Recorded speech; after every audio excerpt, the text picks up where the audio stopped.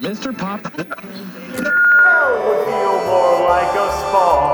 Jeepers, creepers, where'd you get those keepers? Makes us weepers every single night. Where'd you get that eye? Does it even cry? Why do I even try? Good evening, my fellow Wastelanders. This is DJ Pony. Ow! Reporting to you live from the doghouse. Looks like I might have pushed my luck a bit too far last time. 10 Pony Management was not happy to have heard the voice of the Ghoul Dr. Greenshift being transmitted from their tower. Poor Homage was startled by our proactive security personnel when they showed up to apprehend the lovable bag of bones. But, guessing that this might happen, I made sure to have the interview with our glowing guest from Dusselhof recorded earlier, since there was no evidence of him actually having been here. There was simply nothing they could do. By the time I was done broadcasting the interview, I had received a very professional-looking cease and desist letter posted on my door. It had the fancy letterhead and everything. Now, you may be asking yourself, wow, DJ Pony, how do you get away with these shenanigans? Well, my lovely listening audience, while they may hear me as some loudmouth buck with too much time on my hooves, I actually do a lot of good for 10 Pony Tower and its residents. Besides spinning the discs that get them swinging like the world never ended, my arrangement here comes with quite a few perks. You see, I have a natural aptitude at using a little thing called the magic of friendship, so when I've stepped on one too many tails, I can usually phone a friend to help me out of a jam. And this friend just so happens to be my next guest for Confessions of a Wasteland Pony. So, why don't I introduce her? Please welcome Rose Petal, the Duchess of Manchester. Thank you, DJ Pony. It is lovely to be here. The Duchess is one of the most gifted designers of pre-war fashion and architecture that the Wasteland is blessed with. She is also much too beautiful to be limited to a medium like radio. Always the smooth talker. You already have me in your studio. Stop trying so hard. Sorry about that, folks. I think my heart just skipped a beat. Whew. The Duchess has visited 10 Pony Tower a few times over the years, when she would make seasonal visits to sell her incredibly gorgeous dresses.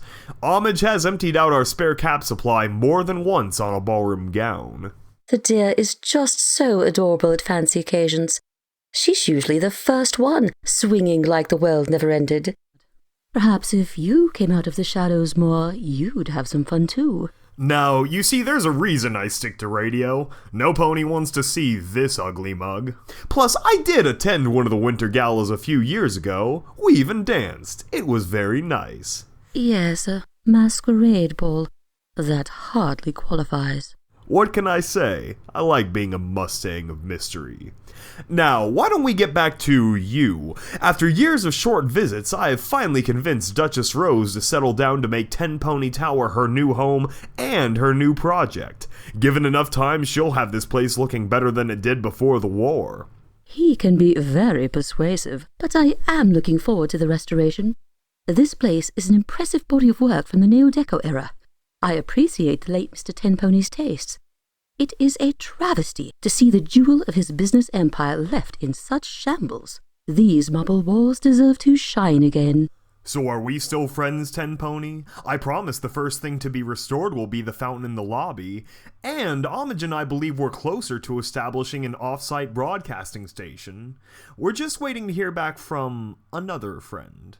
So, until then, we have an interview with not only an artisan of utmost class in society, but a member of a bona fide royal family. Duchess, please tell us about yourself. Well, I was born in what is now called New Manchester.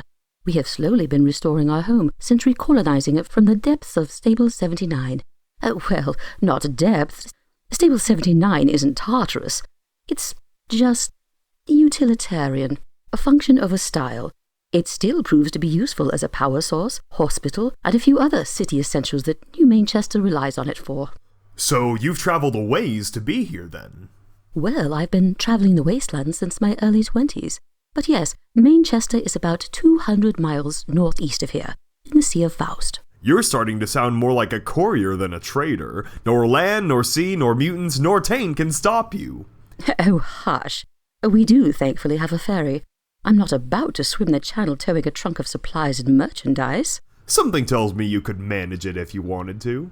Well, a lady must know how to handle herself. So, Rose Petal, how did you come by such an illustrious title like the Duchess of Manchester? It isn't self-assigned, is it? Because if so, I'd like to be known as Mr. President DJ Pony from now on.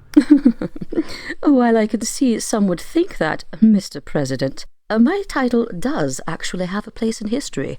My family's nobility dates back almost 2,500 years. Wow, that's longer than 3 or 4 standing governments. Pretty impressive. It has been easy to keep track of. My family has always been very regardful of history, especially our own. We've been archiving it meticulously from the very beginning. Since childhood, that was one of the many virtues instilled in me, one that everyone in my family was expected to carry. With every age and every season, we are nothing if not the legacy of days past. That was the tenet, the ideology of my upbringing. It all began with my oldest recorded ancestor, Oakroot the Silent. He was a founder and a member of the First Chamber of Nine. The Chamber of Nine was a parliamentary government which united the tribal races of the Foggy Isles.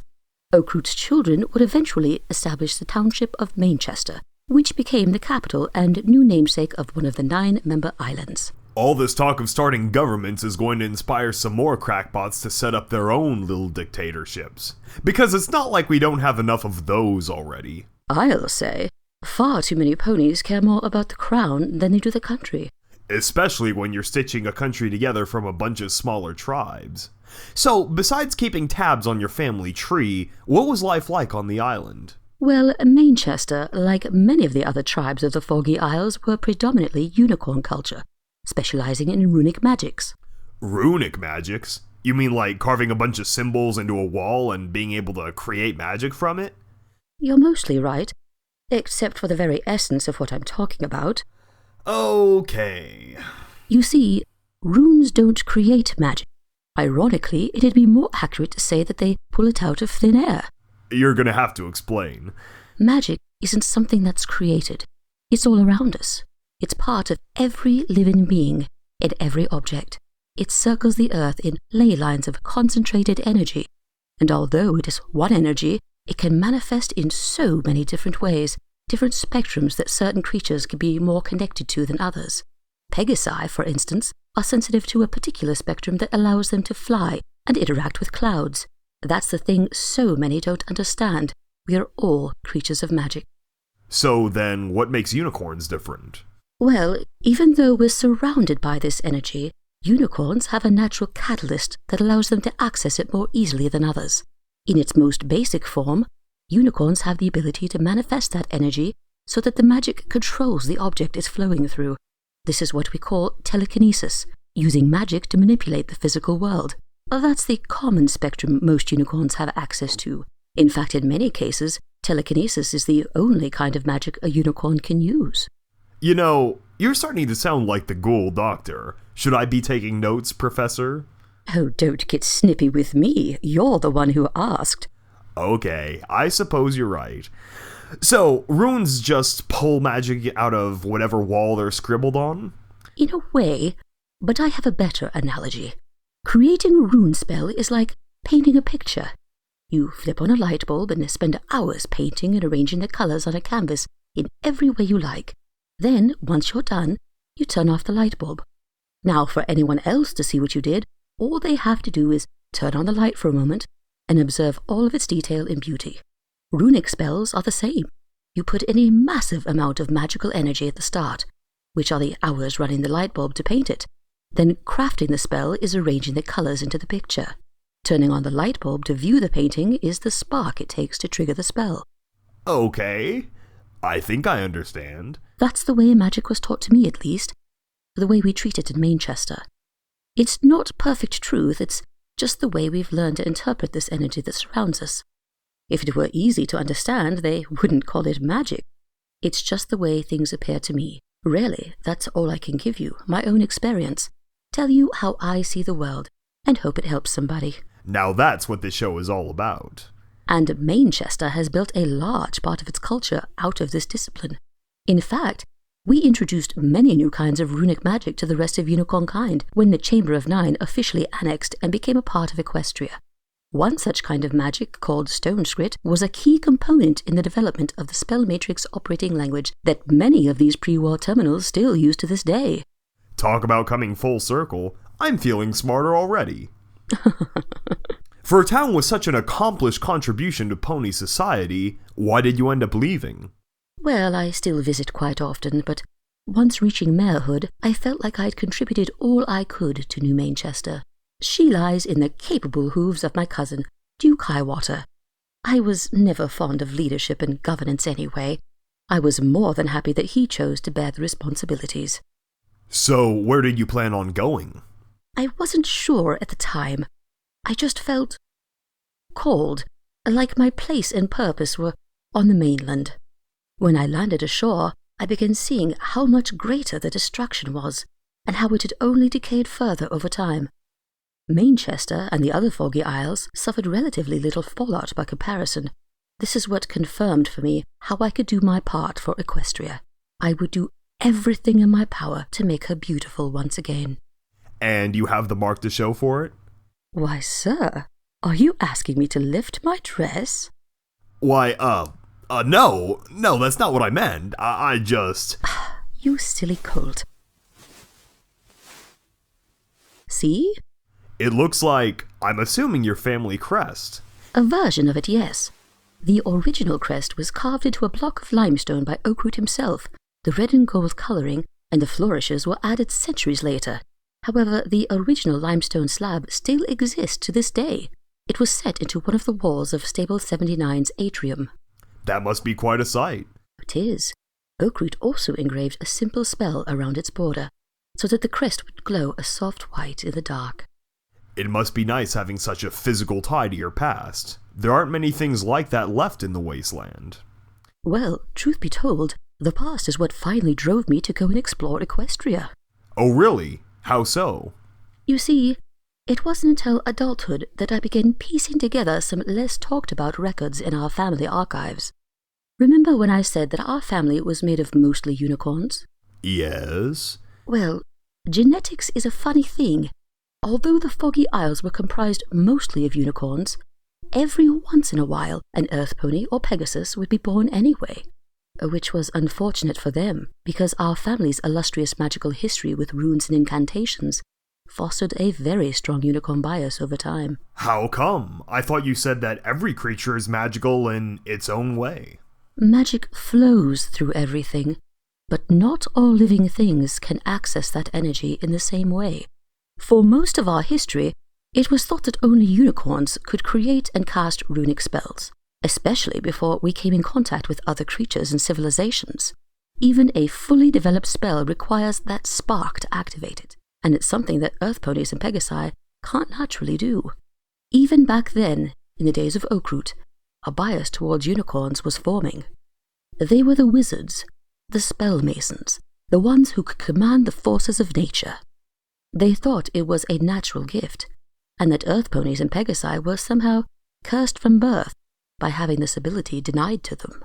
Wow, you can almost feel the love and acceptance from here. Oh, things got worse. The bigotry soon gave birth to stories and superstitions that further tarnished them. One myth was called The Legend of the Chalice Stone. It told the story of an Earth Pony sorcerer who dabbled in some kind of dark arts to create a gemstone of pure magical energy. He then crushed the stone up into a chalice of wine and drank it. This elixir made him incredibly powerful, but being the villain, he slayed innocent women and children to maintain his power. He was only stopped by Oakroot's grandson, Stoneheart. The two dueled in a castle until Stoneheart cast a spell that ignited the sorcerer in a magical fire. The sorcerer was then thrown down a well which collapsed around him, forming his tomb. Not exactly a bedtime story. Not at all, but nonetheless it was read like one. Think about growing up as an earth pony in that culture. This continued on for centuries as my hornless ancestors lived out their days as second-class citizens, or even monsters in the eyes of the brothers and sisters. Then, after the Chamber of Nine became a part of Equestria, the shunned family members got word of the new movement of racial equality in the Princess's Kingdom. One night, during the annual Unity Festival, which celebrated the unification of the 9 islands, all of our Earth Pony and Pegasi relatives quietly slipped away during the fireworks display. A memoir from that day reflected, with every flash that dazzled the eye, another leaf did drop or fly. With final burst of evening light, a third the vine was gone from sight. 1/3 of your whole family? That's quite a loss. And sadly, the world is pretty far from a place of racial harmony. Or harmony at all, for that matter. Things got better over time, but there was still a definite unicorn preference even in my own upbringing. It was the kind of thing you don't notice until you're old enough to pick up the subtext in the history books. It was hard for me to read through those accounts again. It tainted many of the views I held of my family and its past. But despite the sugar-coating, our histories reflect the event quite clearly. The group left as one to form their own settlement in the new motherland. So, you left New Manchester to see if you could track down the remnants of that family line? That was one of the reasons, yes. And it was very difficult because I had very little to go off of. Following that exodus, my ancestors had all but struck them from our scrolls and history books, casting them as ne'er-do-wells and bad seeds from the start. My family was only ever protective of history that showed us in the best light. This must have been very hard to deal with, being torn between love and devotion to your family, but at the same time acknowledging their wrongs and mistakes. Yes. I hoped, by tracking down the remains of that side of our family, I could begin a healing process, or at the very least a grieving process, to pay some of the penance that the unicorns of Manchester owed them. So, once you reached the mainland, how did you begin your search? I knew I needed to find historical records, immigration paperwork, census scrolls, something that would hopefully reveal where they had settled. I started seeking out old government buildings and libraries, picking through the ruins one at a time. Were you out there on your own? There's no way that was safe. Oh, it wasn't. I narrowly escaped slavers on several occasions. I searched the eastern half of the continent for months before I eventually found myself in a small village named Victo, founded under a propaganda billboard which once read, "Victory" in large letters. Of course they named it after a billboard. For the most part, it was just another highway-adjacent trading village. But it had one unique attraction. The main marketplace of the village was set up in the exposition hall of the Museum of Classical Arts. Once discovering this, I enjoyed the rest of the afternoon trotting through the exhibits and passing many vendors, much to their dismay. It was a pleasant break from my adventuresome first few months in the Equestrian Wasteland.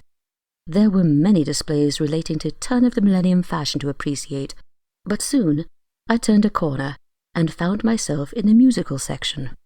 Music is one art form that I unfortunately have no talent in whatsoever. Fashion and architecture I'm quite capable with, but I would perish if I was ever expected to hold a melody. I almost passed by the section completely, but changed my mind when I saw designs for classical theatres in one corner of the hall. So I went in. I was casually glancing at different information boards when the word Manchester caught my eye. I trotted closer to the display and began reading. It was about a composer, an instrument maker named Fortissimo. He was a Pegasus who had moved to a town in the south with his family from Manchester. Based on the chronology, everything lined up perfectly. These were my missing relatives. Fantastic! A major breakthrough like that must have been very satisfying. Oh, it was. The museum exhibit explained that they had pursued some kind of musical profession. After the immigration, they had become known as the Oratorio family. Through the generations, they spread all over Equestria, with many descendants adding to their illustrious musical lineage. One of the more famous ones around the time of the Great War was a symphony mare named Amoria. Fascinating. I didn't know Amoria came from such interesting roots, and I play her music all the time. It's good to hear that the Oratorio family despite their lack of magic, became successful in their own talents. Yes, and they did not bear the biases of Manchester either. They married other unicorns and didn't seem to have treated their non-musical family members any differently.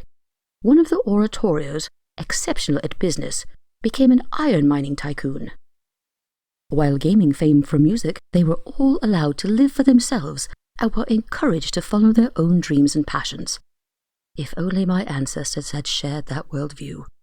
So, now that you knew who they were and what became of them, did you have any idea where they might be? Thanks to the Museum of Classical Arts, I did have one lead.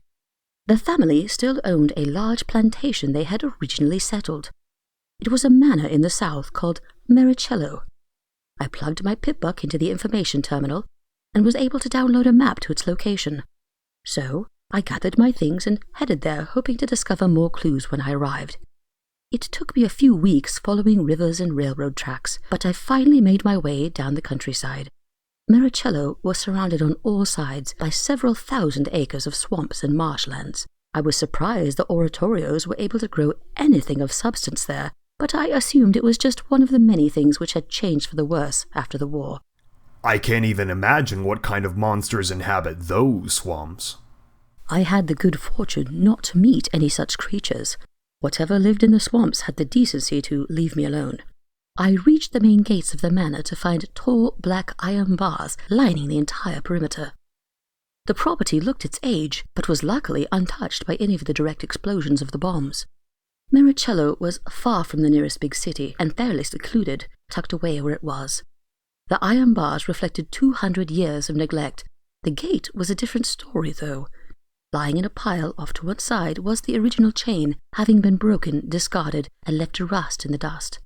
The surprising thing to me was how the gate had been resecured. The center bars and hinges were bent and melted right into one another. They didn't have the same rust as the rest of the gate, which led me to believe it must have been done recently. That sounds extreme. A different chain or lock could have been easily cobbled together, but at least it sounds like someone must have been inside. And due to its remoteness from any other inhabited area of the wasteland, my hope was high that I would find the oratorios within. I stood at the gate a while, waving at the windows, whistling and calling as loud as I could, but to my dismay, I met with silence. The mansion was the epitome of antebellum architecture.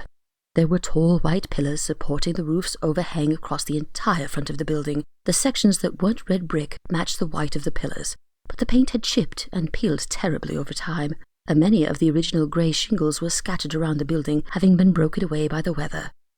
However, as it stood, the damage could have been much worse. While a few of the windows were cracked, none of them seemed to be broken out at all, and surprisingly, many of them remained intact. I wanted to get a closer look, and I was tired of waiting at the gate, so I decided to use a little magical encouragement. I magically etched a few runes into the largest of the welded metal masses that used to be the gate.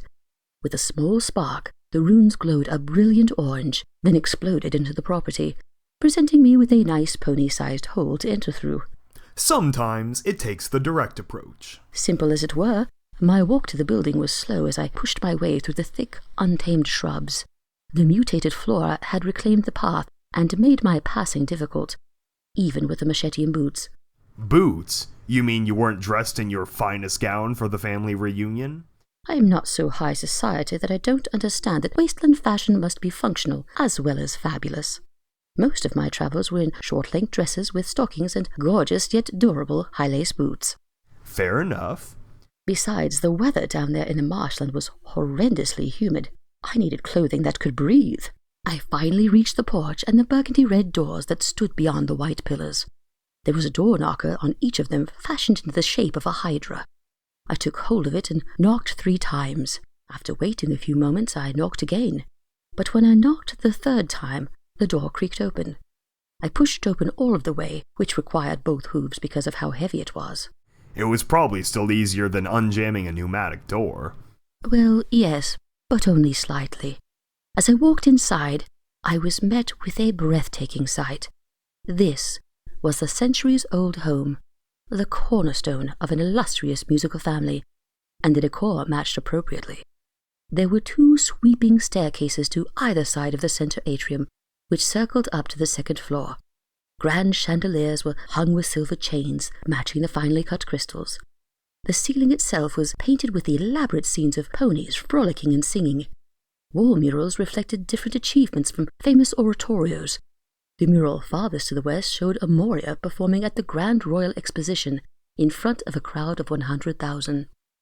Pictures and other ornaments covered the soft lavender walls, the most prominently displayed items being instruments. Horns, harps, woodwinds, lyres, and strings were each hung with dignity beside a portrait of its owner and a candelabra. It sounds like a museum in its own right. Oh, it was, and an absolutely elegant one at that. However, the most distinguishing feature of all stretched forth from the heart of the manor, like the arms of a giant squid, the massive pipe organ. Its polished brass pipes spread like tendrils up the walls of the manor, encompassing the atrium. It was as if the mansion itself was a single, beautiful instrument. That sounds incredible. I've been in radio a long time, but I don't think I've ever seen a pipe organ so big in person. Oh, it was so well preserved. The wood was smooth with an oil-stained finish, and the pipes were still quite reflective, scattering the natural light from the windows. I sat down at the bench and ran my hooves over the keys, but they didn't make a sound. Then to the right of the console, I spotted a gold-plated lever. I pulled it and was startled by the spark when the metal made contact. I felt a gentle vibration from the bench seat accompanied by a faint hum as dust coughed out of the cutaways in the pipes. I pressed on one of the keys and shivered as a low B-note reverberated throughout the halls. I pressed a few more keys before the discordant sound started to wear on my senses. If only I were capable of making you sing, I said to the ivory slabs. But at least that meant there was an active power source energizing the air compressors. Someone must have been maintaining the generator. Which is what I figured as well. So if my horrendous musical renditions weren't signal enough, I began calling out again to see if anyone was there, but was met with silence. Not satisfied, I powered down the organ and decided to continue exploring the manor. Behind each of the 2 staircases was a closet door. I pressed down on the handles but found them to be locked. I gave them a few hard knocks, but they sounded like they had been double-bolted. I don't really have any lockpicking skills, despite being well-equipped in bobby pins, so I decided to just move on. I began walking the ground floor to see if I could find signs of anyone. The west wing contained the kitchen and dining areas. The main dining hall at the end was spacious enough to host over 100 guests. Surprisingly, all the fine dishes and silverware were still there. Nothing was raided, broken, or missing. Really? I was going to say, if raiders had been there, I'd expect them to have at least taken some of the silverware or fine china. And speaking of fine china... A few biscuits, with a cup of nice sunrise tea. Why, thank you, dear. You're much too kind. I am quite parched. It feels like I've been talking forever. You have to admit that you're probably the only pony in this tower that's chattier than I am. Well, I would disagree, Mr. Nationwide Broadcast Audience. But I don't do this for my health. I provide a service for all of the good ponies of the Equestrian Wasteland. And a sparkle cola for you. Laser Lemon? We still had one of these? You put it on my side of the fridge again. Well, shoot, it must be my birthday. Wait, what about my biscuits? Sorry, call dibs on the last ones. Fine then. I wasn't hungry anyway. Which is getting harder to tell myself considering we were talking about a dining room. Ah, yes. It looked as if it was ready to host a meal as well. In fact, all of the tables had been set as if they were preparing to serve a dinner for one of the large family gatherings. The plates and wine glasses were sat empty, ready to be filled for guests. But they remained undisturbed through the passing of years, entertaining only dust and cobwebs. All except for one.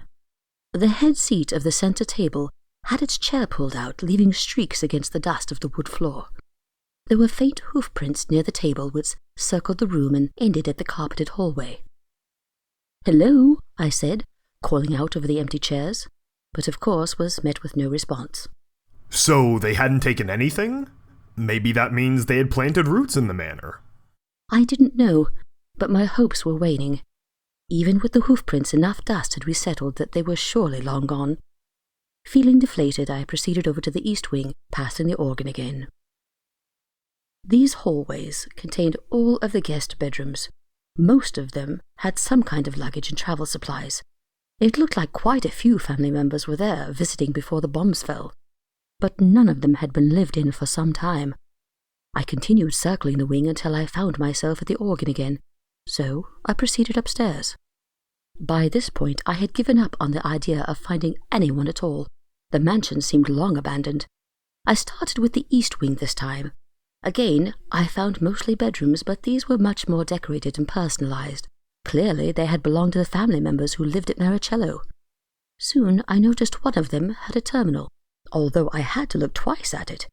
It didn't look like any terminal I'd ever seen before. I sat down, tapped on the keys, and was bathed in a gentle blue light. The logo and styling of the screen were quite different from the familiar green Stable-Tec logo. I don't think I've ever seen a terminal that wasn't made by Stable-Tec. Neither had I. Instead, the home screen was branded with the name East Corp. East like the direction? Exactly. It was an odd interface to use, but once I got past the aesthetic differences, it was familiar enough. It was a simple, personal console with an email left open. Dear Harpsichord, I apologize again that I was not able to make this year's fall festival. I've been held up in New York because of a recent bomb scare. They shut down all the trains leaving the city and most of the subways as well. Almost nothing is open.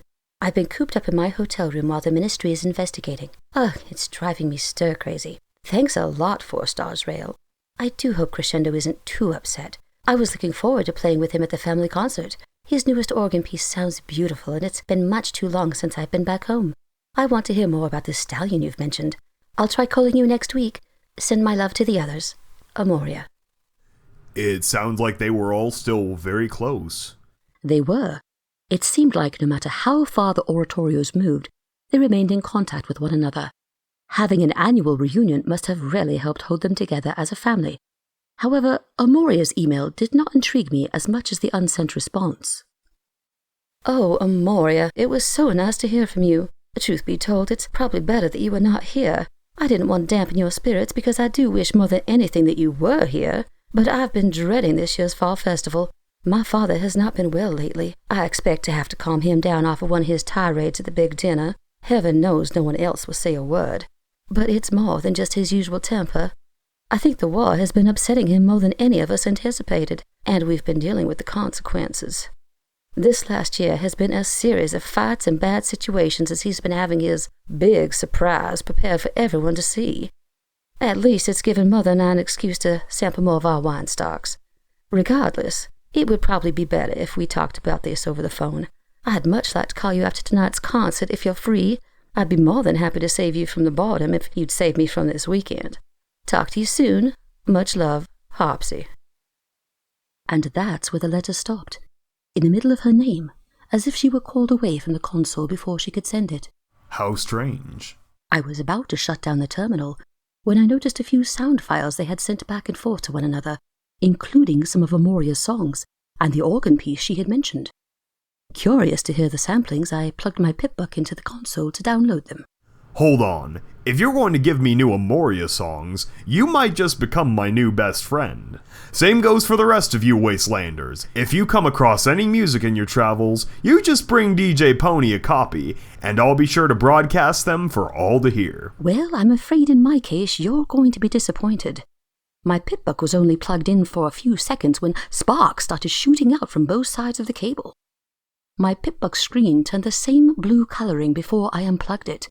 One final arc of electricity erupted from the gap and melted away part of the terminal's casing and slot. Had I left it in any longer, I feared it would have done the same to me. Yikes. Talk about not playing well with others. I've heard of faulty terminals, but those are usually rigged as exploding traps, because the wasteland is full of dear hearts and gentle ponies. Well, luckily it didn't turn me into a rose salad.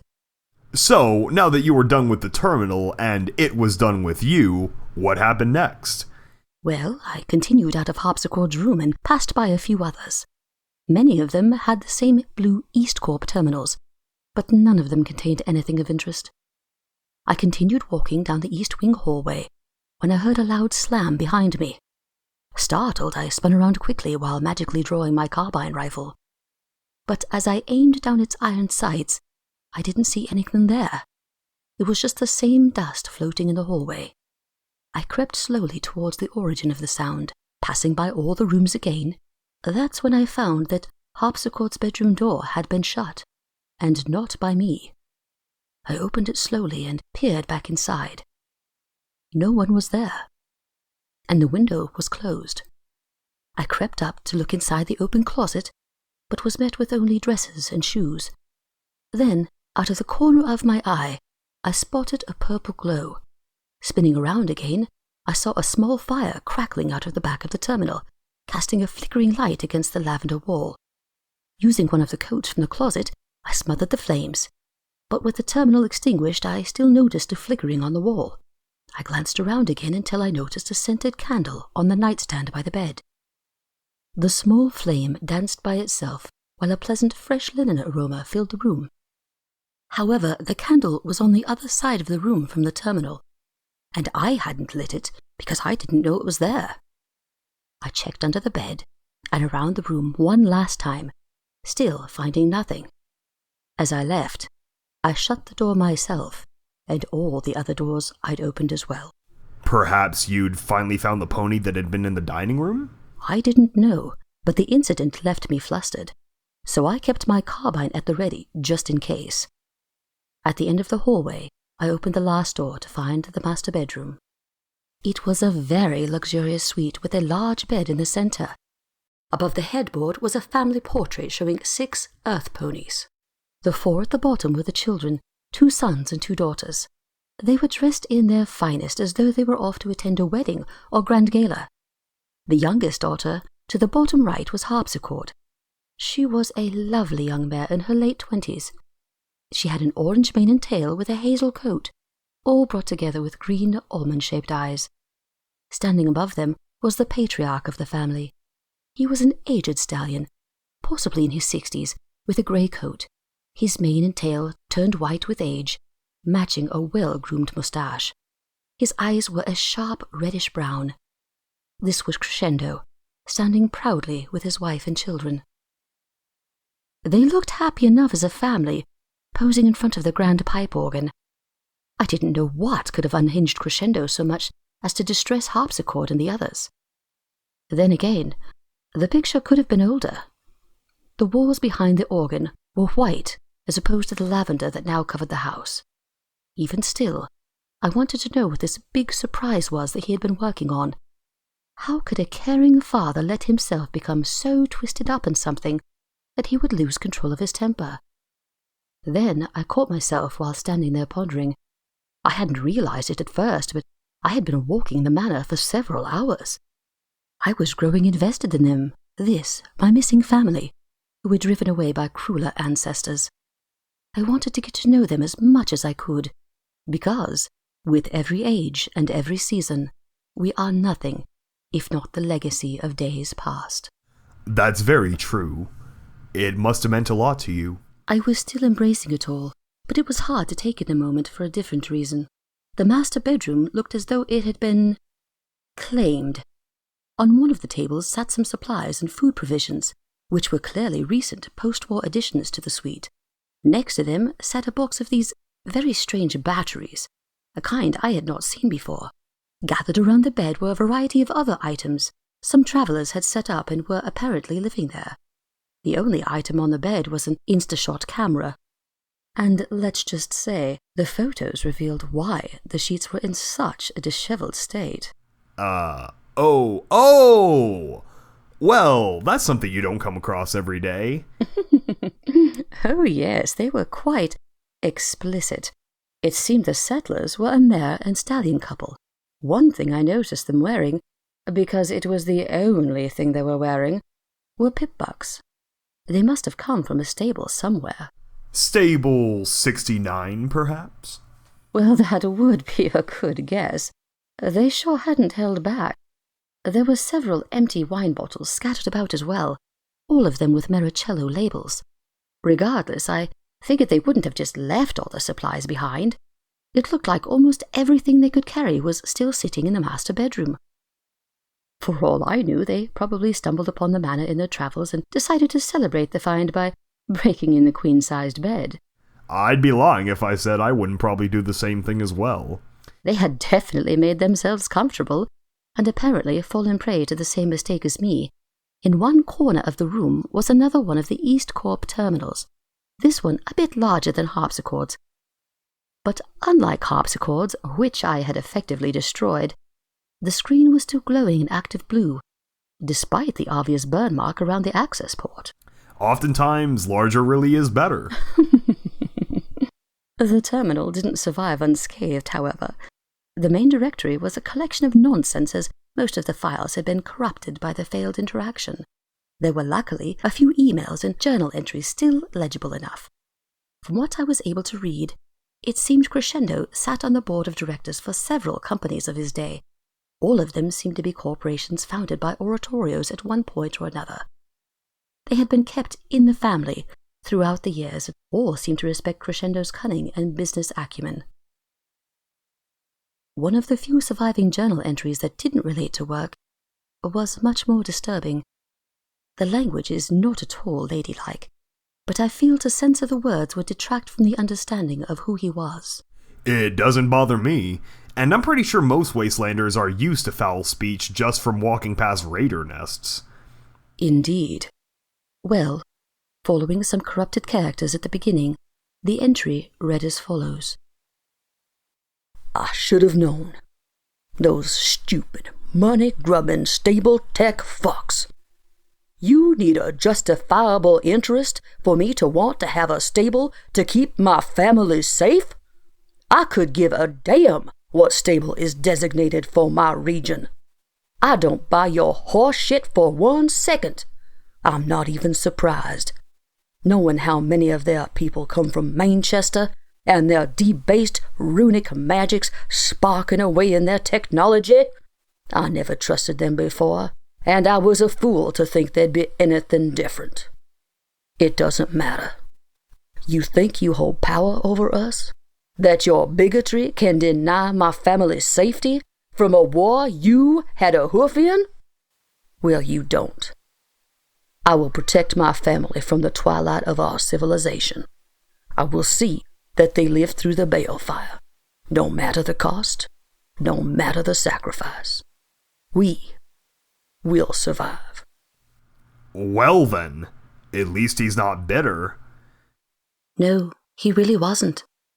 Because it wasn't bitterness I read in his words. It was hatred. A deep-seated hatred that had lasted through the centuries.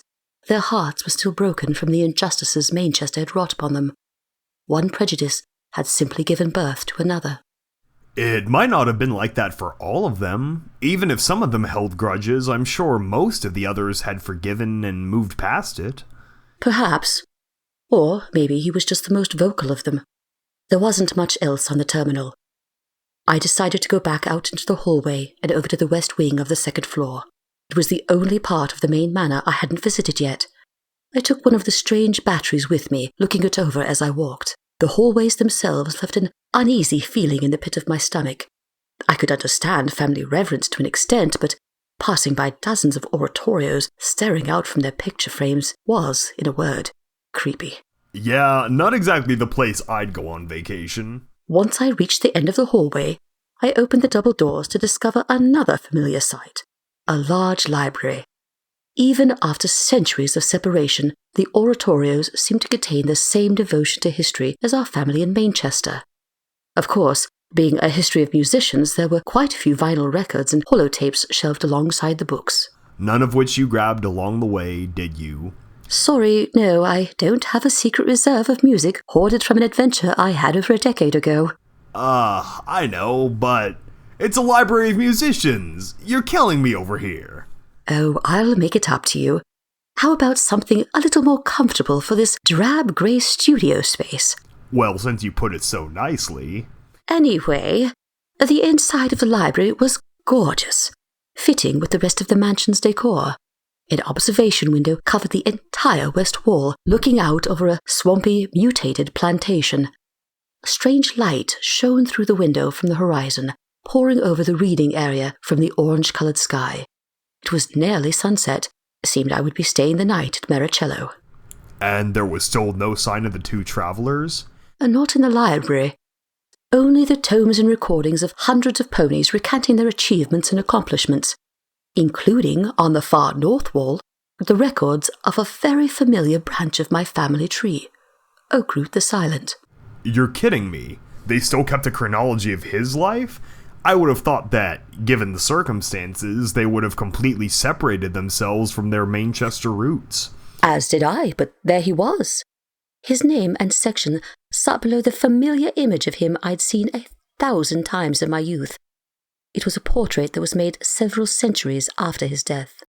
He lived in an age when most of his neighbours were still warring tribes, conquering each other's islands with axes and wooden ships. The artist's impression of him had been based on several cruder drawings from his day and the descriptions given by those who knew him. He stood tall, nearly 6 feet high. He carried a strong presence about him for many reasons, not the least of which was his imposing stature. He had a chocolate-brown coat with dark emerald eyes. His grey, shaggy mane and beard blew gently in the breeze as he looked out over the ivory cliffs, a simple, earthy green cloak draped over him. It brought a tear to my eye, seeing his face in such an unlikely place. He sounds like a great stallion. He was. Their collection held many of the same books we had, while missing several of the ones that had been written about him after the fact. In fact, the only writings not authored by him were those penned while he was still alive, or shortly thereafter. Much of the expansions and developments the unicorns of Manchester had made to his works were simply omitted. So it seems the respect started and ended with Oakroot. Yes, which left the collection very limited. Oakroot earned his title the Silent because he spoke very little. So little, in fact, that even in his soft, almost harsh tone, everyone immediately took notice and listened when he did say something. His writings were no different. His original scrolls totaled not more than a few dozen pages each, but every word was profound and carefully chosen. As such, his entire philosophy on runes, governance, magic, and society totaled a mere 12 works. However, every filly and colt in Manchester grew up studying them in every detail. Well, at least the chapters are short. However, as I looked over the bindings, I came across a 13th tome, on Race, Equality, and Magic, by Oakroot, 1st Regent, Kingdom of Manchester. I was dumbfounded, staring at this deuteronomical text. Another writing by Oakroot? Why had I never seen this before? I took it with me to one of the couches and began reading while bathed in the evening light. At first, I felt this must be a fraud, an uncanonized work attributed to him after the fact. But the more I read, the more I was convinced it was indeed penned by Oakroot. His writing had a very distinct voice to it. His ideas flowed like the wind passing around trees in a forest. Only when leaving the forest do you realize they were all part of the same tree. This was an incredible find because Oakroot's writings were essentially the cornerstone of our civilization.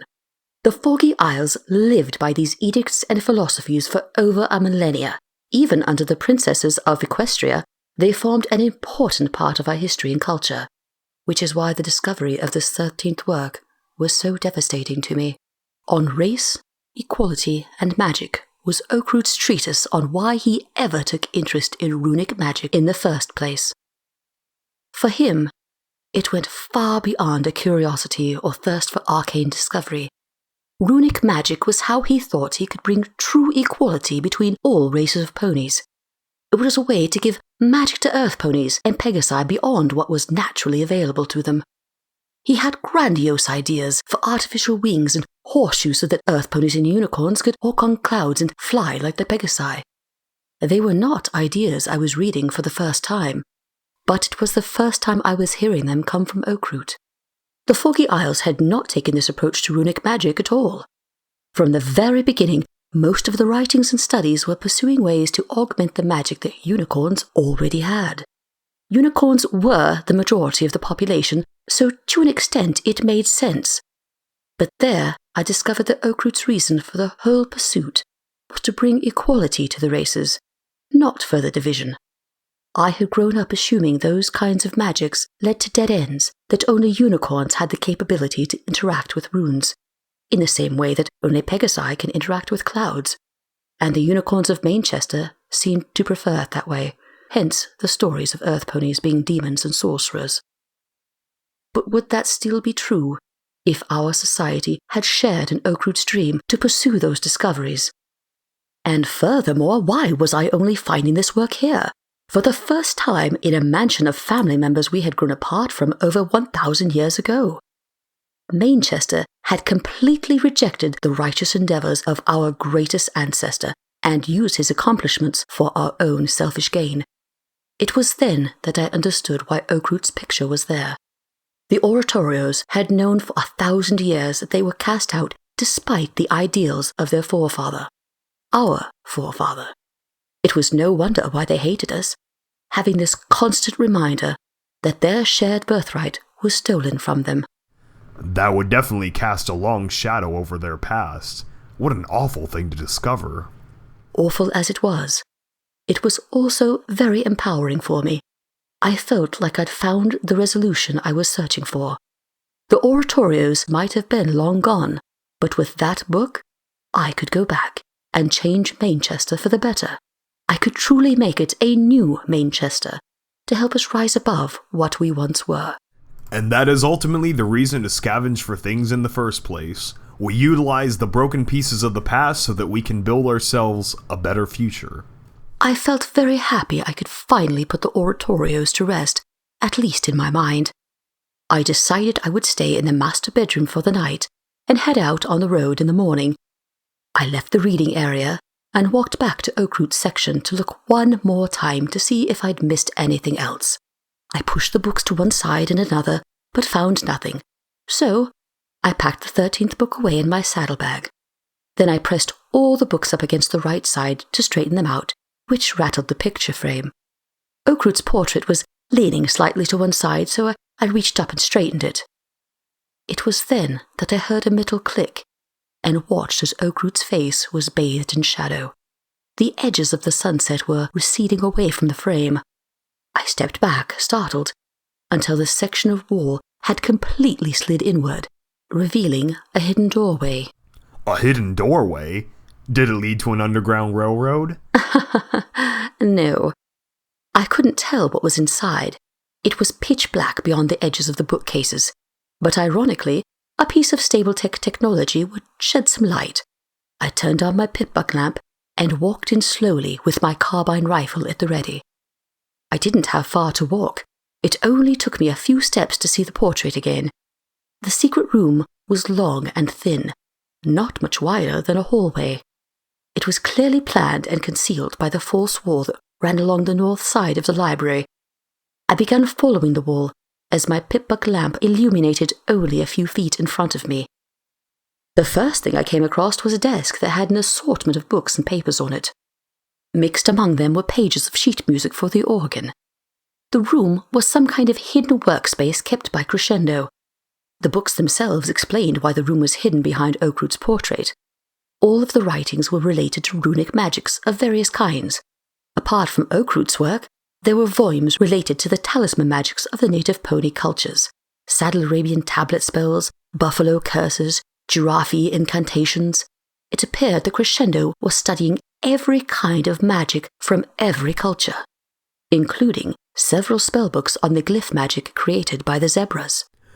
It sounds like he was toying with dangerous forces. Each one of those are powerful enough on their own. What was he intending on doing with all of them together? He was clearly looking for something specific. He had notes and markings scribbled in the borders of the pages. The walls were covered in hoof-written sheets where he was combining the different kinds of spells together in different ways. I could identify bits and pieces of Manchester magic, but most of it was completely foreign to me. I was getting more and more anxious. The pages seemed to get less coherent the further I went into the room. The sheets were more crumpled or torn, and the markings were written in heavier pen, sometimes puncturing through the page. I also began seeing an increase in the number of zebra glyphs he was using. It had reached the point where they were the dominant form of magic he was experimenting with. Finally, I reached the end of the room. Sitting there, in front of the last wall, was a shrine that even raiders would find horrific.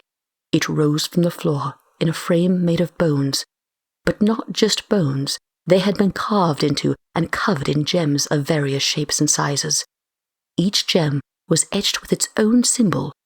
All of the gems touched, each through a yellowish sap of some kind which ran through all the skeletal pieces like marrow. Holding the abomination together were sections of dried leathery skin.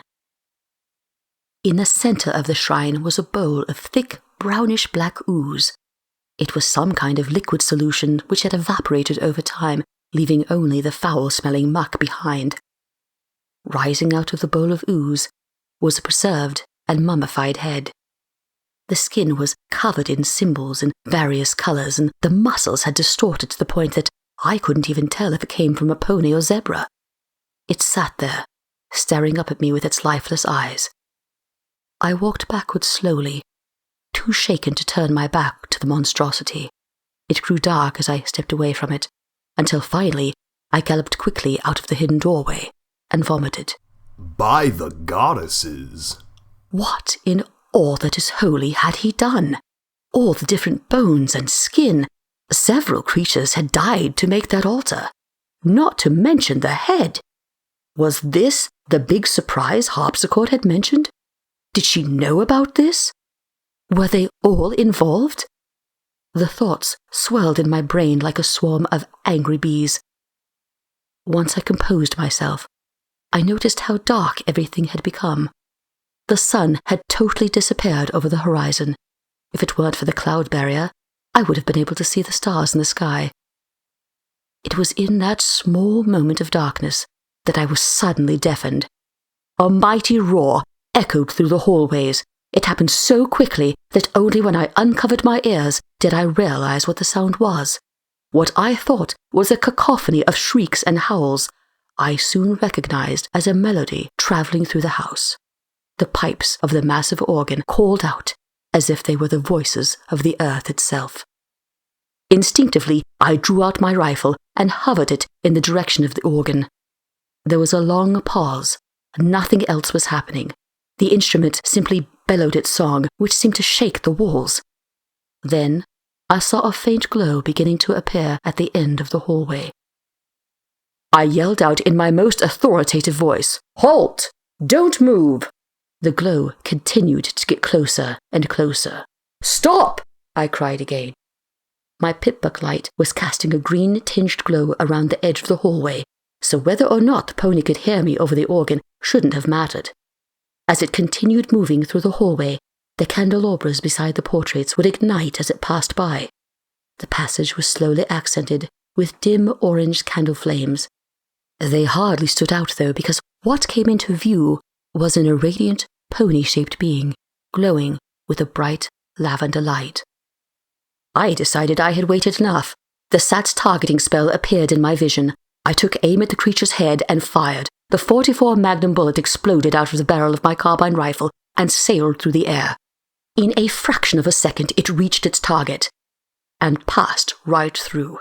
The pony continued its slow trot towards me, another set of candles lighting on either side of it. I cocked the lever and fired another round, this time through its chest.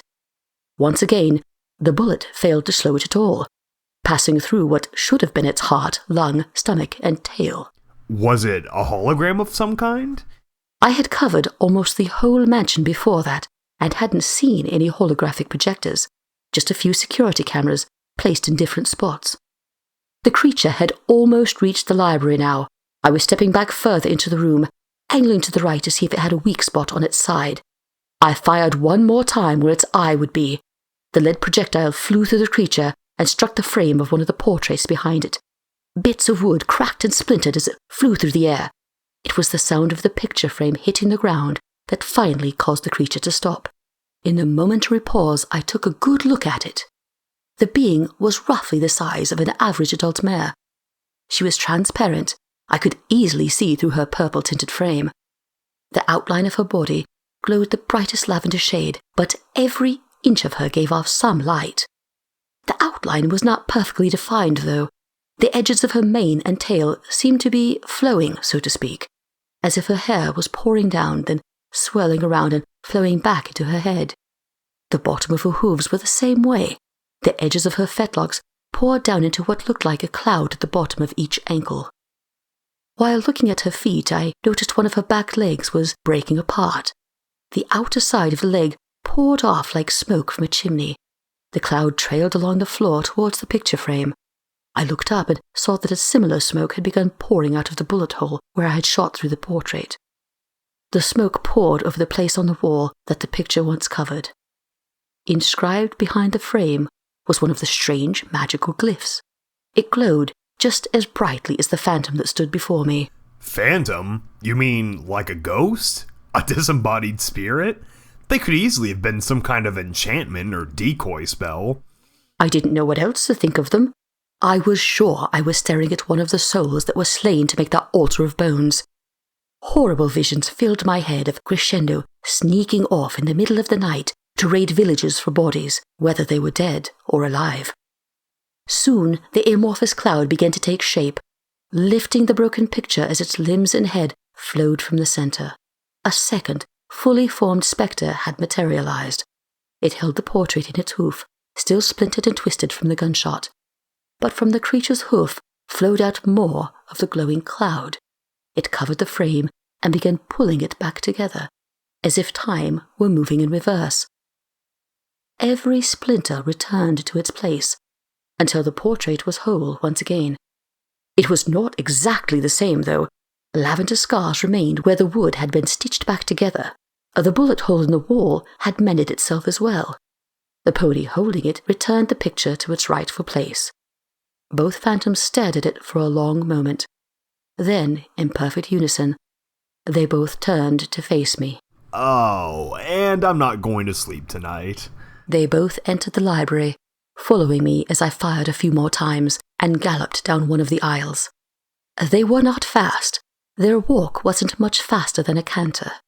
Although walking doesn't really describe how they moved, their legs made walking motions, but the clouds at their heels blurred together into a single amorphous trail that they glided on.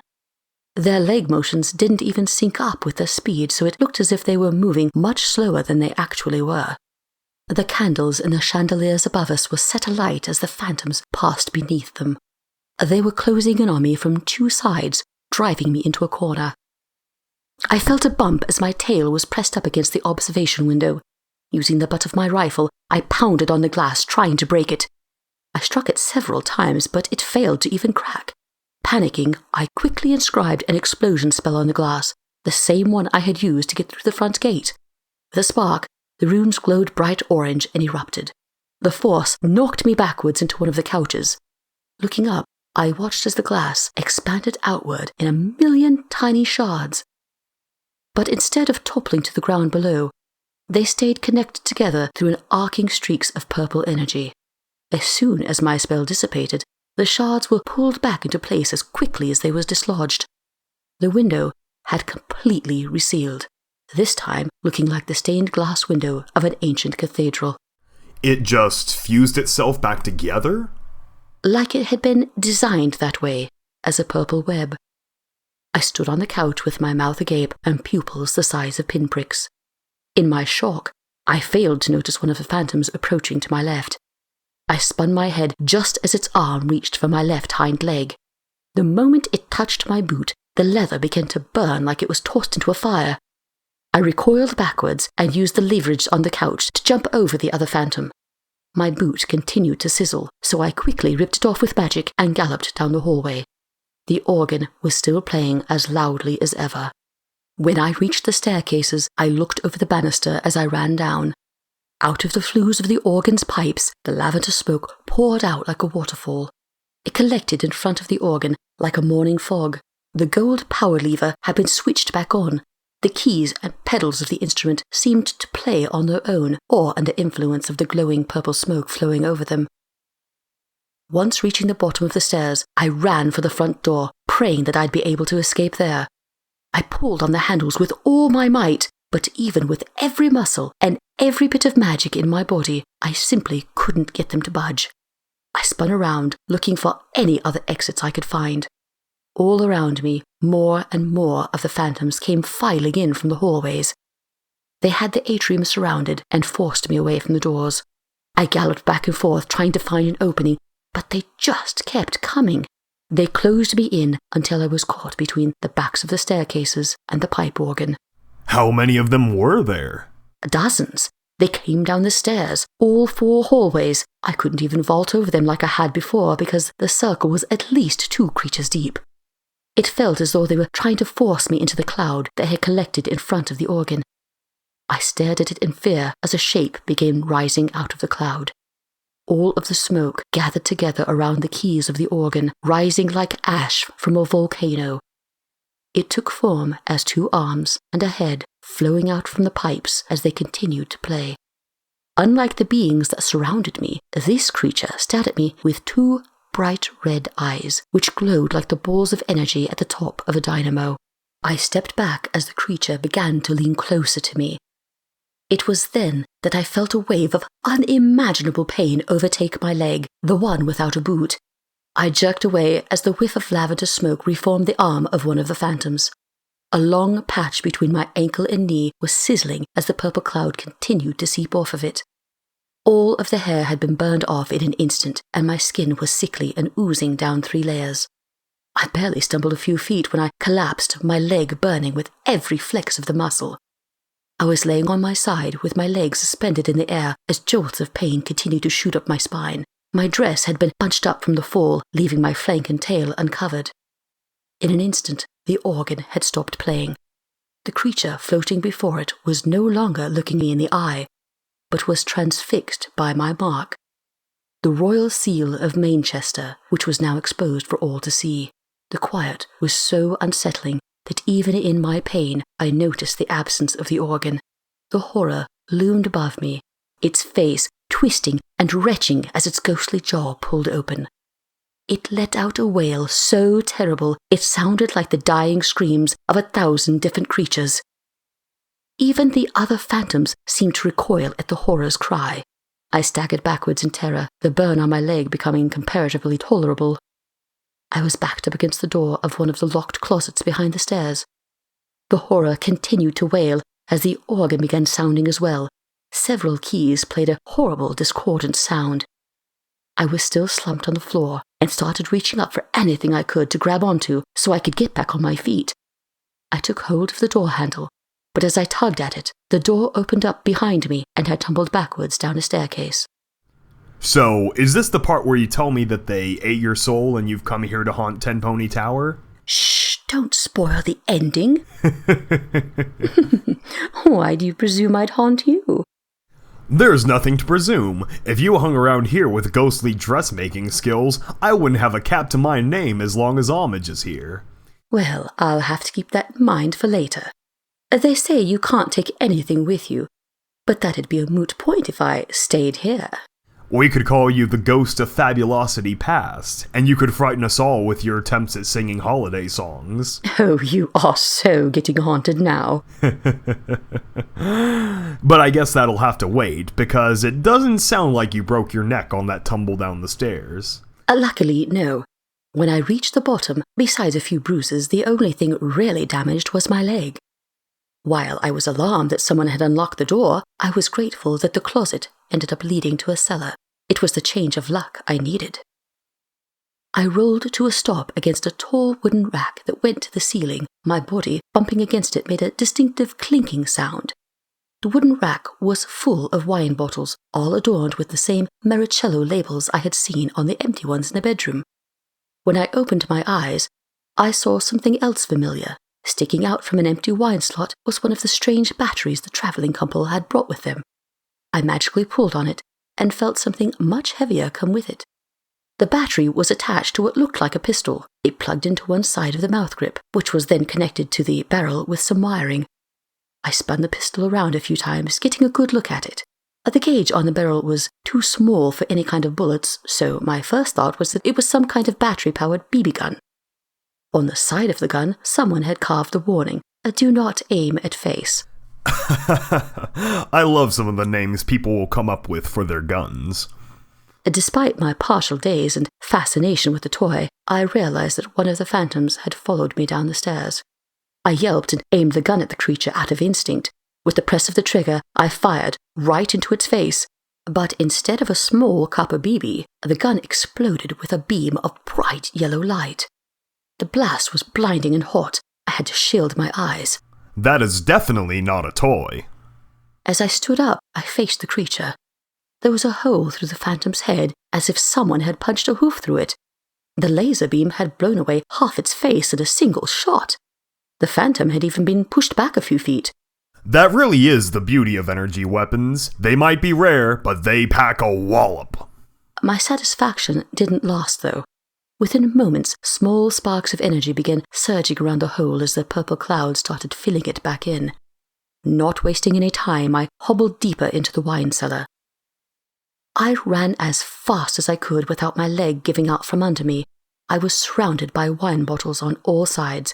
In any other circumstance, it would have been a dream come true. Ain't that the truth? But I couldn't indulge in that fantasy because behind each wine rack was another one of the mortified zebra glyphs. I kept moving until I came to a pneumatic door marked Generator Room. I tapped on the panel, but it didn't open. I tried to open it manually, but the lever wouldn't budge. It's just like I said, those pneumatic doors always jam up at the worst possible moments. I pounded on the lever a few more times, but had to give up. I saw the purple smoke start to pour down from the ceiling, so I kept running along the wall, looking for another door. Why didn't you just blow it open with another rune spell? I didn't have the energy. Even basic runic spells take a lot out of you. I was using whatever latent energy I could just to keep the weight off my leg. I didn't even have enough to keep the laser pistol floating. I had to hold it in my mouth. I turned the corner at the end of that hallway of wine bottles and found my exit. Between 4 big fermentation tanks was a large metal door that had been slid open.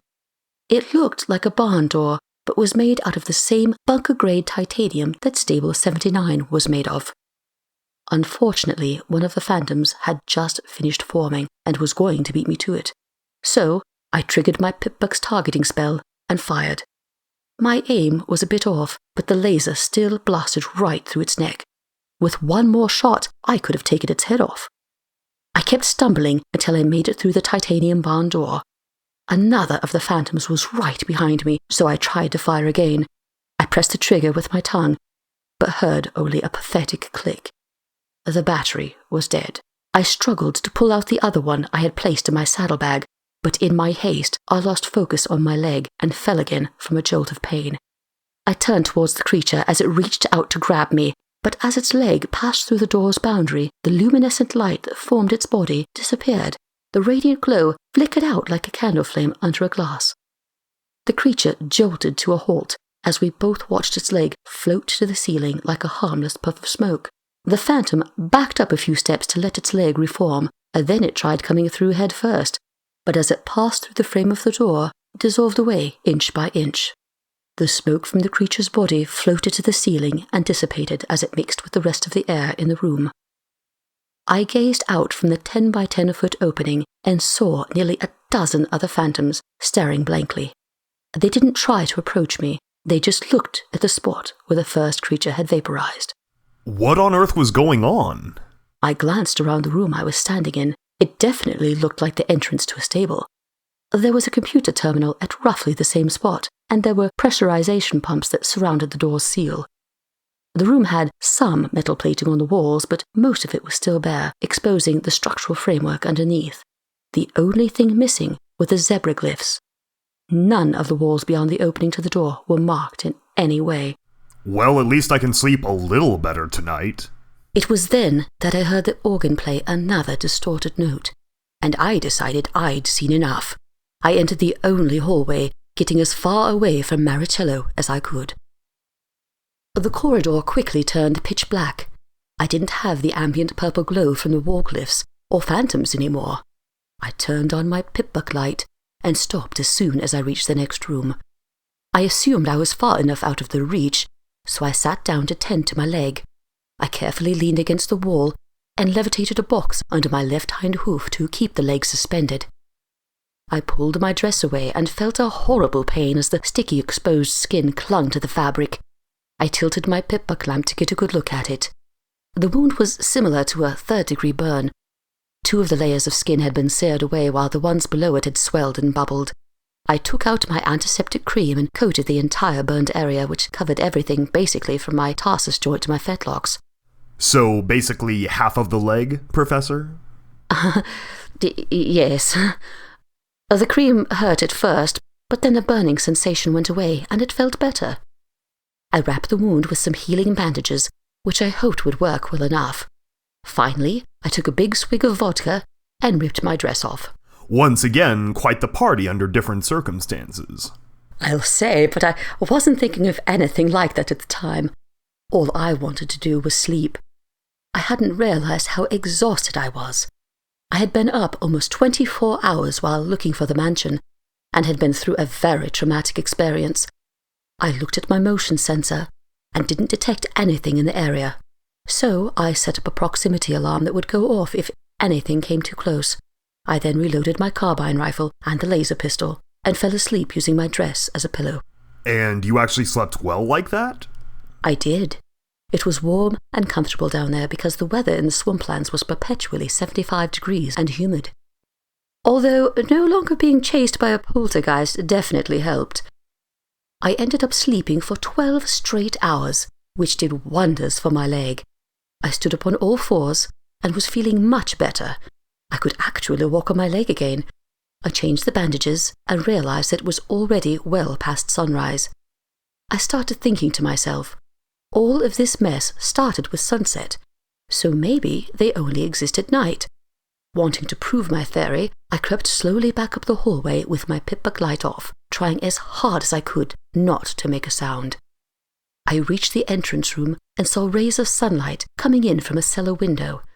I walked up to the computer terminal at the center of the room, right next to the loading dock. The cellar looked totally clear. There weren't any phantoms, and I didn't see any of the glowing glyphs on the wall. Still, though, I didn't trust it.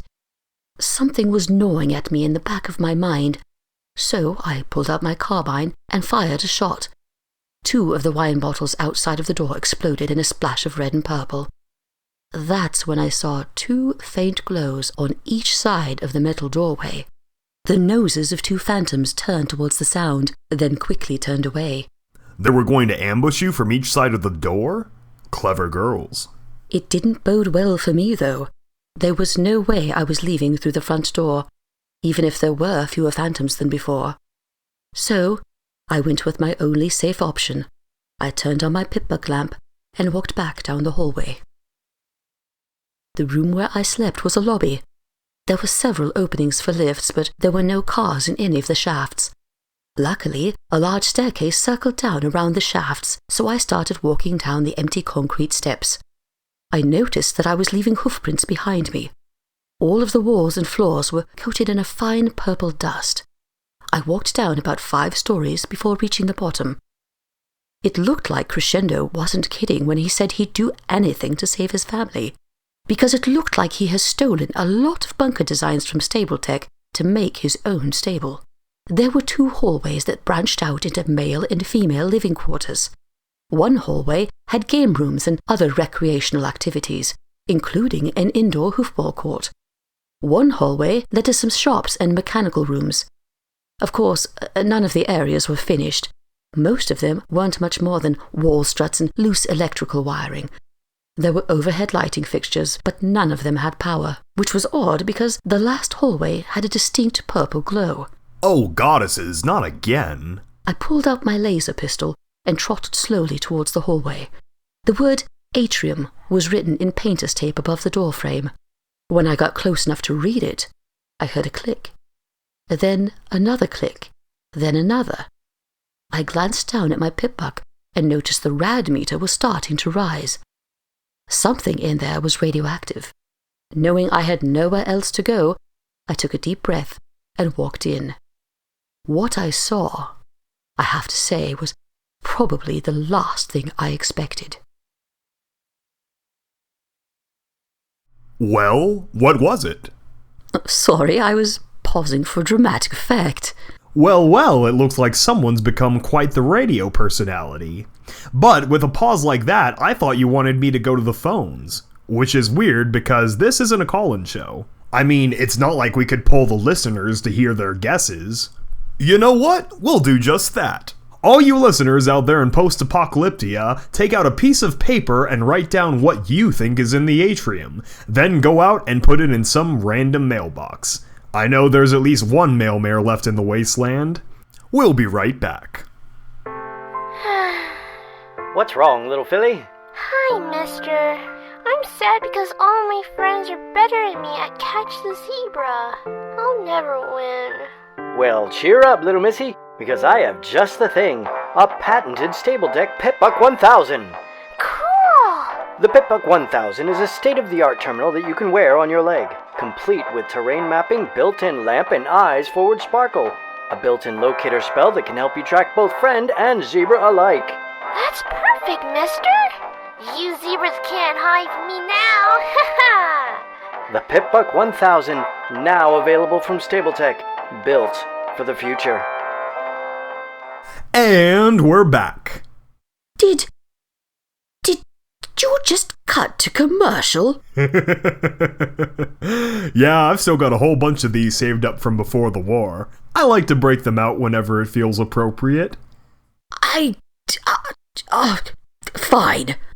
Jerk. So, now we've returned to Confessions of a Wasteland Pony, where the Duchess has jumped out of the ghostly purple frying pan into the radioactive purple fire. Tell us, Rose Petal, what did you find in the atrium? Well, I feared the worst. I was expecting another collection of phantoms who were then going to drive me back up the corridor into the mansion again, like I was being toyed with.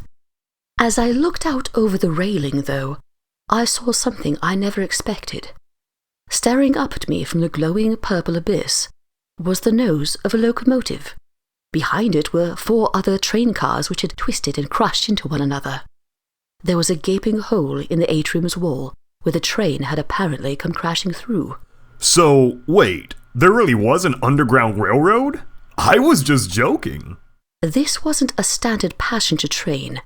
Each car was emblazoned with the royal seal, and the locomotive had the markings of the Ministry of Arcane Science. This was a military train.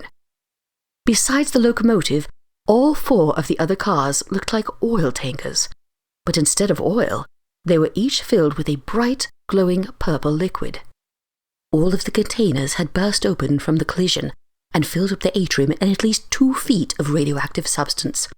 I could still see a noticeable lavender haze rising out of the pool. My rad counter was ticking away very quickly at this point. Even using the catwalks around the atrium was getting a bit too close. Yes, at this point, our listeners should understand that swimming in mysterious glowing liquid is a bad thing. I wanted to risk the catwalk, though, because on the other side of the atrium, I saw what should be the Overmare's office. So I quickly trotted across the walkway that hadn't been destroyed by the train. Once I got over there, it was pretty close to what I had expected. While not exactly like our Overmare's office, the room looked like the best counterfeit that corporate espionage could buy. The office looked like the main builder of the stable was using it as a workstation. Around the room were a bunch of drawings and other blueprints from a bunch of small companies I'd never heard of. One table had a hoof-written note with a bunch of to-do items. At the bottom of the list it said, "Call Project Superintendent." While blasting for the foundation, we broke through the wall of an old water tunnel. No flooding came through, so we believe it's dried up. We are putting up a temporary wall just in case. How should we proceed? I glanced out of one of the windows that looked into the atrium. The nose of the locomotive was almost touching the edge of the catwalk. It was crushed on one side, like it had collided with the wreckage on the track and was forcibly derailed. Water tunnel. Sure, I said to myself. Pretty much. On the Overmare's desk was another one of the East Corp terminals, like I had seen in the main mansion, and unlike the rest of the stable, it had power. There were thick blue power and data lines connected to the terminal from the ceiling. I was really hoping that this doppelganger stable copied one final aspect of the Overmare's office. I tapped through the menu and found what I was looking for, an emergency exit. Stable 79 and many others, from what I've seen, all have a secret passageway that's made for the overmare to use in case of emergencies. The only variable was where the exit led to.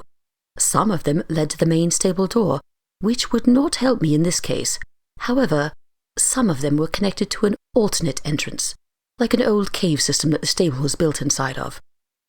I clicked the key to open the emergency escape tunnel. A small array of blue light started glowing in one corner of the room. Then out of the ceiling descended a thick metal tube which touched down on the floor and spun open. It looked a lot like those stupid preservation shelters that they put up on some of the street corners before the war. I forget what they were called. We always called them the lifts to hell. So, did it seem better that this one dropped from the ceiling instead of up from the ground? Maybe it would take you to heaven instead. Not exactly. When the lift opened, the terminal screen cut to a security camera view of the other side. The video feed showed the master bedroom. The other side of the lift had risen up from the floor between the terminal and the bed. Which is still inside the mansion. I should have figured as much. This room wasn't meant for an overmare at all. It was only meant for one person, Crescendo. So, that was it. I was dead. There wasn't any other way out. I would either starve to death in the blackness of the stable, die of radiation poisoning, or go back to the mansion and be burned alive by the poltergeist. That unearthly wail started playing in my head again, sounding less like a scream and more like laughter.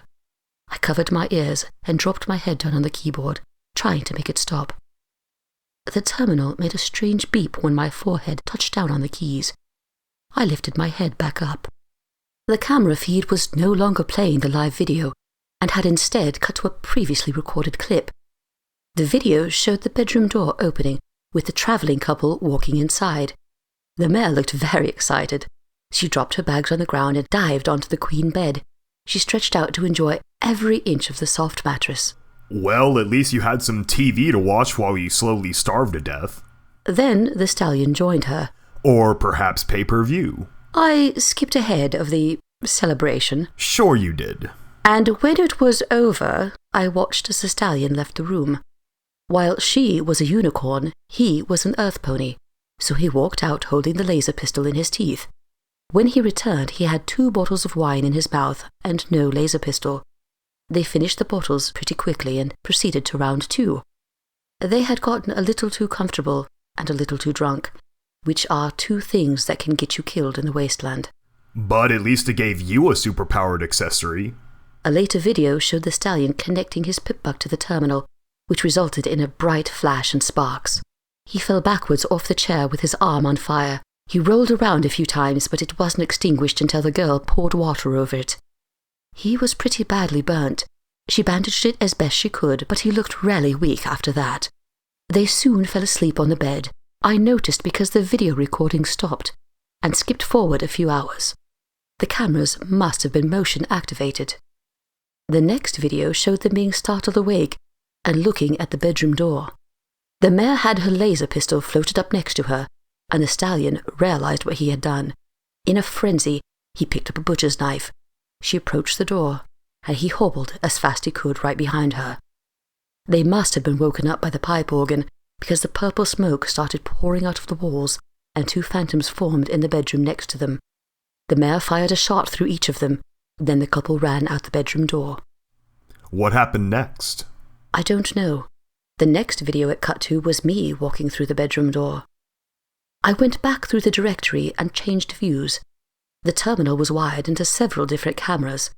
There was one at the entrance of the fake stable. There was one at the door going outside from the kitchen.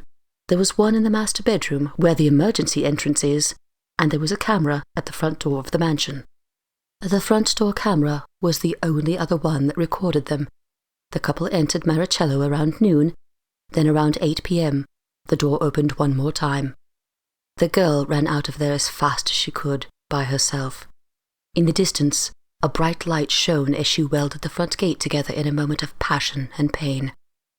The next clip cut to 5 years later, with me blasting a hole through that very same gate. Despite all the warnings, I was stupid enough to go inside. Even the mutated animals are smart enough to avoid the mansion. At least they can sense the evil that's inside. There's no way you could have known. I flipped through a few more of the clips to see how far back they went. One of the first things recorded dated back over 200 years, even before Doomsday. Crescendo was standing in front of the fake stable entrance addressing several dozen family members who had all made it for the fall festival. Harpsichord and the rest of the immediate family were standing in the front beside him. He was pointing to different features on the door and talking very enthusiastically. Harpsichord and the others did not look as amused. Her mother was drinking a very large glass of wine as he spoke. I was starting to doubt that the family were involved with the dark magic that Crescendo had been dabbling in. That could be why the zebra glyphs were hidden behind the wine racks and the family portraits, so the family wouldn't see what he's doing. Perhaps this fake stable was the big surprise that Crescendo had been preparing, the one Harpsichord had talked about. No kidding. He was an ill-tempered father who was quickly losing his mind to the war, among other things. That kind of person putting his family through round-the-clock construction below their house? No wonder they were stressed. It probably took all of Harpsichord's will just to keep them together. Unfortunately for them, there was one more big surprise that none of them were expecting. While Crescendo was still talking, the whole cellar started to shake. The wine bottles rattled around and all the family members had to stumble to keep their footing. Crescendo looked down, then turned toward the stable entrance. He took a few steps closer and was overwhelmed by a burst of glowing smoke. Within seconds, the entire cellar was covered in the haze, but the smoke still kept pouring in, forcing itself upward and slowly filling the mansion above. The containers on the train cars must have been highly pressurized to explode and vaporize like that. I don't know what the Ministry of Arcane Science was transporting, but it dissolved the flesh off of their bones faster than I could even watch. It was just like when the Phantom grabbed my leg, except everywhere. After a minute or so, the haze finally cleared away enough that you could see their bodies. They were nothing but skeletons. Some of them were even still standing upright, having been vaporized in place. I couldn't look anymore. I closed down the video and wept. This was the answer to my question. This is what had become of the oratorios. Burned alive at a family reunion, a time that should be for celebration and togetherness. And it all happened before the bombs fell. They didn't have the chance to make it into a stable, or even the fake one that Crescendo was building. That was the first time that I felt the true cruelty and despair of the wasteland. I had been lucky up until that point. I had made it through some close calls, whether they were battles with slavers or fights against giant animals, but now my luck had run out. I was going to die alone, in the dark, being surrounded by the fact that I had done this to myself through my own curiosity and self-righteousness. I had left the safety of home, the closeness of the family I loved and who loved me. Sure, they weren't perfect, and maybe we had lived blissfully ignorant of some of the worst things our ancestors had done. But who doesn't? Who doesn't climb up their family tree without finding bad apples or even whole branches that are wilted and sickly? All I could think of were my parents and siblings, my cousins and friends, and everyone else in New Manchester. I was going to die alone, deep underground, thinking I would never see them again. I thought back on my quest, on why I had come in the first place. I pulled out the 13th tome written by Oakroot the Silent, on race, equality, and magic. I read through the opening chapters again, thinking back to Oakroot's teachings, his dreams and plans for what would become of the Chamber of Nine and the Foggy Isles, a new government of the people working together towards freedom, equality, and order. I stopped crying and got up. I was probably dead anyway, so I might as well try to finish what I had started. Now that sounds like the rose petal I know.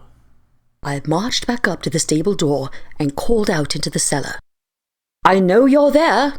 You and you beside the door! The two phantoms stepped out from the sides into full view and looked at me. Their empty eye sockets seemed distant and only vaguely aware. Crescendo, where are you? I know you're listening! There was a moment of pause, and then a column of cloud started pouring down from the ceiling. The two phantoms before me began breaking down and collapsing into amorphous blobs. They floated away and joined with the column of cloud to form a new body, one that stood a head taller than any of the others. A few arcs of red lightning surged down the column of smoke which stayed anchored to the ceiling. The arcs of energy eventually settled in the creature's eyes. The horror bent its neck down toward me, waiting for me to speak. I took a deep breath and started. My name is Rose Petal. I am the current Duchess of Manchester. I am next in line for the throne behind my cousin, the sitting regent, Duke Highwater. In the years after the Great War, we have risen our land from the ashes to build a new Manchester. And with our new chance at life, we want to be completely reborn as a people. I came searching for you to bring restoration to our family. I floated out Oakroot's 13th tome. I did not know this existed before arriving here. Our ancestors took that knowledge from us, but I want to bring it back. I want to change our people so that we can move forward, learning from the mistakes of our fathers and mothers so we don't make the same ones again. He looked down at me through ghostly eyes, listening intently. I know how much you care for your family too, and to what lengths you went through to protect them. I don't know if there's anything I could do for you now, but I'd be willing to try. All I ask is that you let me go. He still didn't move. Please, what do you want me to do? That caused him to tilt his head. He looked off to one side as if he was thinking. I was hopeful for a moment. Then I heard a creaking sound in the direction he was glancing. The pneumatic door to the generator room slid open behind one of the wine racks. I took a step forward. Did he want me to go that way? But before I could take another step, I started hearing hoofsteps. Someone walked out of the door, and it slid shut behind them. His pace was slow. Clip, clop, clip, clop. I could barely make out a shadow from behind the wine bottles. Then, as he got closer, he came into view. The skeleton of an adult buck walked slowly down the main aisle, being puppeted forward by a glowing cloud. A partially melted pip-buck rattled around its front leg. The stallion from the traveling couple. It walked closer and closer to me. The cloud disappeared as it passed through the doorway, dumping his bones on the floor in front of me. Crescendo had given me his answer. The apparition screamed with another ghostly wail, and I bowed my head in defeat. I looked at the skull. It reminded me of the altar of bones Crescendo had constructed in the secret room of his library. That is all he was now, the sorcerer. In his bigotry and hatred, he had become the very monster that his ancestors were depicted as so long ago. He even found his own chalice stone. The phantom continued to wail as the organ started playing again, the same haunting tune it had since the very beginning. I glanced down behind him and noticed that we weren't alone. In a far corner of the cellar, I saw another set of eyes, two glowing green lights staring at us from a distance. Someone else was down there with you? I looked back at them for several seconds. Then, as Crescendo's body started breaking down into the smaller phantoms, the other eyes winked out as well. I looked down at the bones of the stallion, and was filled with hope again. For every sorcerer, there was a stone heart, and for every dead traveller, there was one who escaped. I rushed back down to the emergency lift and prepared myself. I wrapped my leg with another set of bandages, I reloaded my laser pistol with the last battery, and I took another swig of vodka. Ha ha, that a girl. I closed the door and rode the lift back up into the mansion. Once the tube opened, I jumped out and picked up all the extra laser pistol batteries from the box the travellers had left behind. Then I opened the bedroom door and started running. One phantom had already materialized in the hallway, so I blasted through its head and continued down the stairs. I circled down the staircase and shot through another phantom that was waiting for me at the bottom. It slid out of the way, and I galloped to the front doors. I blasted both the door handles with a shot from the laser pistol. Sparks of purple crackled away from the metal hydras.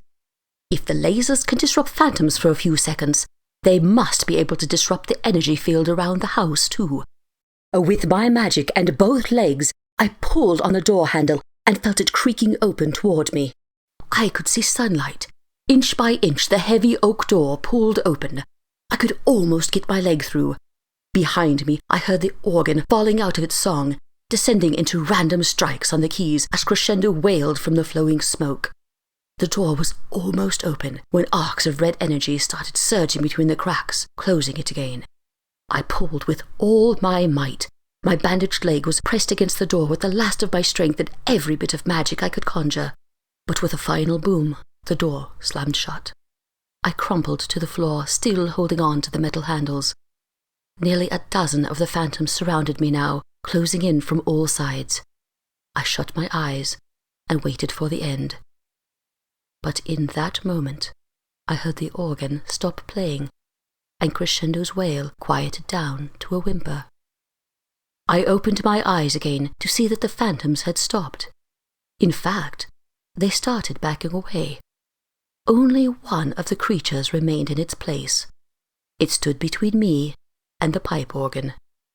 Behind it, Crescendo's spectral body floated limply above the keys of the organ. The red glow in his eyes was faded and almost non-existent. Before me was a single glowing purple body, a lavender envelope of energy holding the mysterious cloud inside. Then, green sparks started manifesting around it. The bolts of energy circled the body, giving it a smaller frame and finer details to the neck and face. The arcs eventually settled into two balls of glowing green energy set inside of almond-shaped eyes. "Harpsichord," I whispered, tears rolling down my face. She was a shadow of her former self, a restless soul that had been anchored to this world through science and dark magic. She raised her leg toward me, and a surge of green energy erupted around the door. With a creak, the heavy wooden slab pulled away, revealing a peaceful, foggy morning. I stepped through the doorframe and turned around. "Thank you," I told her. She stared up at me from her petite stature, and like a true southern belle, she curtsied. I trotted down the steps, and the door slid shut behind me. What an incredible tale! You've been keeping that story from me all these years? I guess there's just something about a microphone that makes you want to open up. Now I can see why you've been in radio all these years. And here you told me that purple patch on your leg was a birthmark. So, what happened next? Did you just leave? I walked back through the hole I had exploded in the front gate, and welded it shut again. I also placed a runic spell on the fence, something called Insight. Whenever someone touches one of the iron bars, they'll be shown a vision of what's inside. It basically gives them a dose of the worst fear I experienced in there. With a runic spell, too. Quite fitting. After that, I travelled straight for Manchester, although I did make a quick stop at Victo to delete Maricello's location from the information terminal. I try to do that whenever I can, to dissuade any travellers or treasure seekers. Hopefully your story will ward off any reckless adventurers. Let the ghosts of Maricello rest in peace.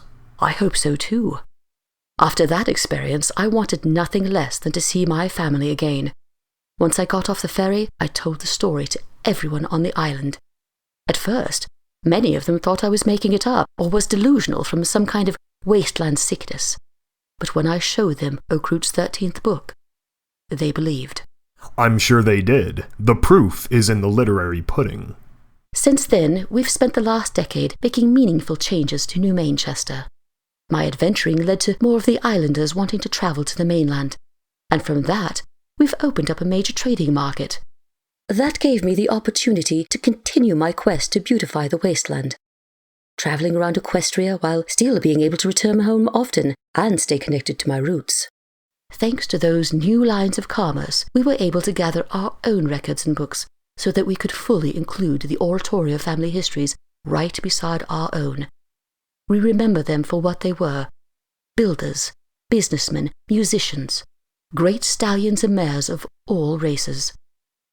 But for them, and us, we chronicle the bad as well.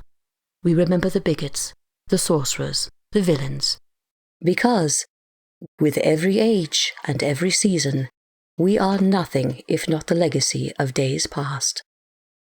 We remember history as it was, so that each individual has the tools and the knowledge they need so that they can write their own story the way that they like, the way that's right. Which is ultimately what's best for us all. You see, children, history is not something that we can pick and choose based on what we want to remember. It is what it is. It's the sequence of events that led up to today. Every spring and every harvest, every celebration and every funeral, every age of peace and every time of war. If you limit your knowledge of the past, you are in danger of what's to come in the future. Because it's only in full understanding of the past that we can actually learn from it and live better tomorrow. Because how can we build a better future if our foundation is full of holes? But at the same time, don't waste the present by being too focused on what's to come. No matter what, DJ Pony's going to be here to tell you the truth, no matter how bad it hurts. So don't worry about tomorrow. Live for today. Enjoy all the great things and great people that life has to offer. I think that's a rule we can all live by. So, thank you once again to our esteemed guest and new neighbor, Rose Petal, the Duchess of Manchester. Why, thank you, my dear. It has been an absolute delight. Who still holds the title of chattiest pony in 10 Pony Tower. Excuse me?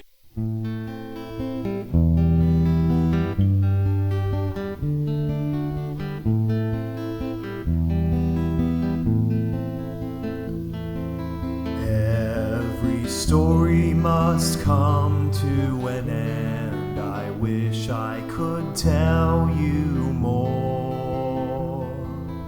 We've had our sadness and we've had our fun, something we can't ignore. And though we may fly to the east and the west, and distance may keep us apart,